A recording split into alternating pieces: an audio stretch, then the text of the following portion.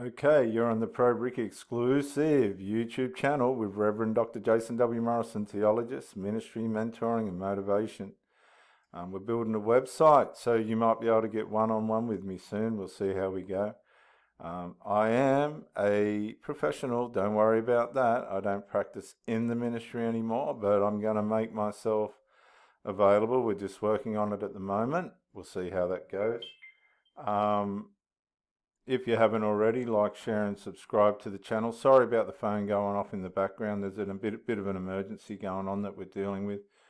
But we'll get through that. Let's get on with this story of what the narcissist doesn't say, lies of omission, looking behind the mirror, with our host here. I tell you, this woman she's gotten so beat up. Let's get into it. To me, that was the biggest, most shocking lie of omission, is to realize that this was all just a huge fantasy. This was all just something I had assumed the whole time that he had never bothered to correct. Now, some narcissists will come right out and say that they love you.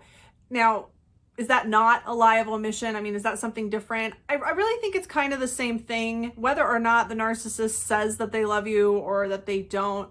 I think it's more in the atmosphere and the feeling of the relationship. She's 100% right. Absolutely 100% right.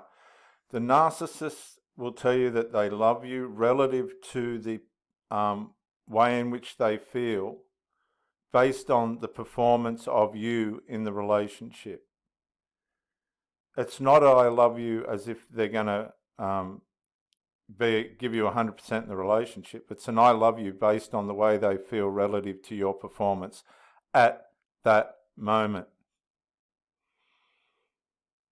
So again, while they're physically present and emotionally fulfilled, they'll say I love you. But once they leave your presence, they go out into their own world, which you're not welcome in. You have to understand that you're not a part of their world. You're just a source of psychological and physical supply. The things that you assume, the feelings you assume are being reciprocated that just aren't. These fantasies that we build up in our head that are based on what we should be able to expect from a normal person. If we're in a relationship with a normal person and we're head over heels for them and they're acting similar to the way we're acting towards them, I think it's safe to assume that you're in a mutually romantic relationship where you have mutual romantic feelings for each other. But you don't. I'll tell you why you don't. Because they're too omissive. She's 100% right. They're emotionally omissive. They're not fully present. And if you mix all this with drugs or alcohol, you're on a completely different level again. I mean, they'll leave your place full and ready with all the potential to conquer in life, and then you'll ring them up and they're off their nut. They're not even able to function. They're just drugged or drunk, or this is what happens.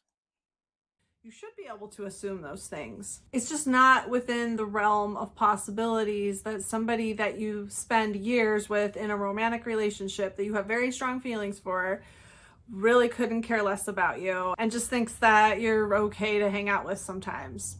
And this brings me to the next huge lie of omission that narcissists tell, and that's that they care about the relationship. When you're in a relationship, and I really am speaking mainly about a romantic relationship in this video, but this really can apply to family relationships and friendships as well. Now, with a narcissist, you know they're not in the relationship when you ask them to resolve something, and they're not. Now, this can apply to other styles of pathological defaults, and that's not to be critical of people. This is not just narcissistic behavior. This goes right across the spectrum. This lady's gone with the narcissist choice because I guess it's got all the traits, but it's not exclusive to that. It's just not. Yeah. But When you're in an important relationship or a relationship that's important to you with somebody, you assume that they care about the relationship. The way that you figure this out is via resolve. If they're not resolving the things that you ask them to, they're not in the relationship. If they're not resolving the things that you ask them to, again, sorry about the phone, we've got a bit of an emergency going on in the background and I want to get these done. If they're not resolving things that you're asking them to, they're not in the relationship. They're using you as a supply. They'll just mirror you. So in a romantic relationship, if this is a long-term, exclusive, committed relationship, you assume that your partner cares about the relationship. You just assume that. I mean, you care about the relationship. If it's one that you've been in, that's a serious relationship that's lasted for years, you assume that the relationship is as important to your partner as it is to you. This is not something that you feel like you need to ask, just like you don't feel like you need to ask the server at the restaurant if what they're serving you is poison or not. I know that this lie of omission was a really big problem for me, because no matter how much proof was presented to me that my partner did not care about the relationship, that just wasn't a possibility in my head. So I remained very confused. Guys, that's an element of ignorance on her part. When I'm in a committed, exclusive relationship, I'm navigating it all the way. And if that person's not performing, they're going to go. I'll tolerate them for so long. I'll tolerate their misbehaviour and delinquency and neglect. But if I'm not getting a response, I detach straight away. And I just watch. And I perform. I still be a man. And then I wait until they hang themselves. And then they've got no way of looking at you and going, hey, hang on a sec, how did that happen? That's what they'll do, because they're denialists. But when they've had time to sit and reflect, they realise, I fucked that up. It's the only way you can navigate it. You have to seek resolve as you go. You don't want to be a pest and on their back all the time. But if they're messing things up, man, you got to confront the issue before the issue confronts you. And to be honest with you, women like an element of discipline, right? It can help them to be intimate. If you're just neglecting everything, like this poor woman, she should have been a little bit harder on this bloke. She would have had a better idea of what was going on, but she's just presumed. The key word here for her is presume. Presume nothing, guys. If you're seeing a problem, you bring it up. Don't be scared of it. Bring it up. If she's on your side, she'll fix it. If she's not, you know straight away that you're being used. And then it's a matter of you finding a way out. You've got to get out. You've got to find a way out, away from this person. They're using you. And you watch them hang themselves. If you become aware of what's going on and just stay silent and navigate it and keep asking for resolve at the right times, you watch how a circumstance will come up and this person, you just go along with them. Oh yeah. And then when you see that they're really not emotionally on your side, they've got their children's fucking codependent everywhere and all this, way before where you should be positioned, that's when you'll know where their loyalties are emotionally. And I'm not talking about maternal, healthy bonds and things. I'm talking about dysfunctional shit that's holding you out of the place that you deserve in that person's life. And you watch how badly they bugger things up. It's incredible. And that's when you go, oh, see ya. For quite a long time, because I know he cares about the relationship, obviously. So what's wrong here? Why is he acting like he doesn't care? Well, narcissists don't care about the relationship. They care about what they're getting out of the relationship. They care about what they can get out of other relationships. And that's all that they care about. They don't care about cultivating the relationship or building it or finding deeper connections or making it healthier or making it something that you are also getting something out of. They don't care about the relationship.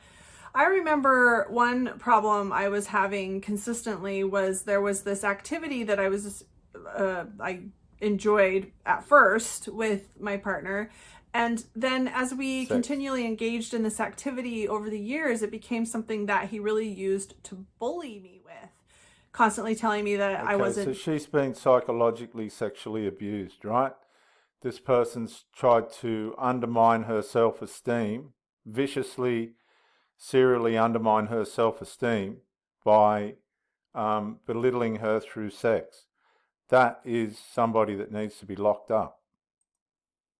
Doing it the right way. I was holding him back. I wasn't listening. And no matter how hard I tried to do this activity the right way, I was just constantly being bullied and then sometimes getting nonsensical intermittent praise. And it really just turned into this abuse campaign that I continually engaged in. And I remember thinking at one point, I thought that we were doing this activity because it's something that we enjoy doing together. I thought this was part of what we were building our relationship with, you know? I mean, we like to spend time together. We're enjoying this activity together. Why is he constantly criticizing me and making this a miserable experience? Because he might have been having an affair. He might have had a woman on the side. He obviously wasn't satisfied with her. He probably didn't fully like her either. And he was using her. This man was using this woman. And she's a good woman. You can tell she's devastated. I don't understand. I mean, doesn't he care about the relationship? This is about the relationship, not the activity. And I just didn't understand that it actually was about the opportunity that the activity gave him to criticize and bully me and make himself the better, more talented person. The truth is, he didn't care about the relationship. And of course, this carried on into other abuse campaigns where I would be mercilessly criticized, insulted. I would be the object of completely irrational, inconsolable rage. And I would wonder, doesn't he care about the relationship? Can't he see how much damage he's doing to the relationship? I don't. No, they don't. And you can see how psychologically abused this woman really was. I mean, she was at a wit's end and she was letting him get away with it. Now, women can do this, but it's more silent. This is all silent. These are the key words. Lies of omission. Women will do this in silence. She's on the end of a man. She hasn't spoken up. She needed to be confronting the shit out of this guy, man. I don't know what to do. I don't understand why he's acting this way. And I mean, the truth is, he didn't care about the relationship. He cared about the feeling of control and power that he had when he had something to rage and complain and torture somebody with. And that was another thing at the end of the relationship to look back and really feel like this realization and this shock of realizing, oh, he doesn't care. He doesn't care if he's damaging the relationship because all he cares about is what he's getting out of the relationship. Now I'm going to play that again because this is what women do as well. That he had when he had something to rage and complain and torture somebody with.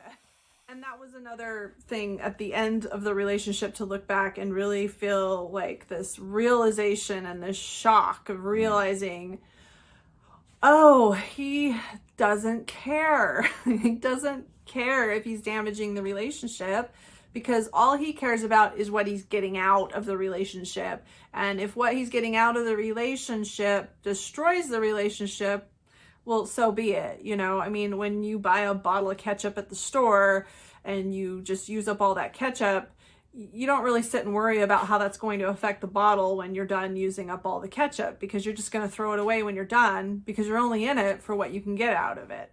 That is so true. Guys, I've got to play that again because the way she said all that is so good. Listen. Torture somebody with. And that was another thing at the end of the relationship to look back and really. This is what women do as well. Realization and this shock of realizing, oh, he doesn't care. He doesn't care if he's damaging the relationship because all he cares about is what he's getting out of the relationship. And if what he's getting out of the relationship destroys the relationship, well, so be it. You know, I mean, when you buy a bottle of ketchup at the store and you just use up all that ketchup, you don't really sit and worry about how that's going to affect the bottle when you're done using up all the ketchup, because you're just going to throw it away when you're done, because you're only in it for what you can get out of it. Another reason. Guys, I'm going to leave that there, but how true is that? And this is what women are doing today. They don't give a shit what they need to resolve. They'll push you as far as they can. They'll cause a reverse discard. That means they force you into a position where you want to get rid of them, which suits them. They crawl back into their hidey hole at home, and they wait for the next person to come along. And that's all there is to it, man. You've not like this woman. You're not valuable. You're not valuable enough for these people to resolve anything. But she's just let it go. Don't let it go, man. Ask for resolve. If you're not getting it, detach, and then kick these people to the curb. I'll see you in the next episode. If you haven't already, subscribe to the channel, guys, and comment and all this stuff. It's probably happened to you. You're on the ProBrick exclusive YouTube channel with Reverend Dr. Jason W. Morrison, theologist. We'll see you on the next one, and bye for now.